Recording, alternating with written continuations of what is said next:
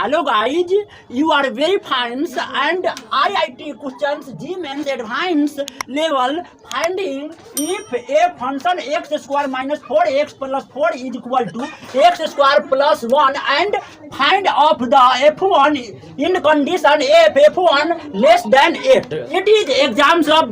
IIT quota tricks are given that x square minus 4x plus 1. This is condition 1 and putting value of 1.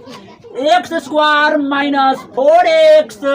equation of rules plus 3 implied that this implied is equal to 0 and condition x square plus 1 and putting two since function of f1 is equal to 1 square plus 1 is equal to 1 square 1 is equal to 2 again and function of 3 is equal to rules 3 square plus 1 is equal to squaring 3 square 9 plus 1 b naught 9 1 10 and condition of rules f1 less than 8 and rules flow and not rules flow. I hope you are understanding, got it, and next you are commented box received and find 2. So find 2 is equal to what and put it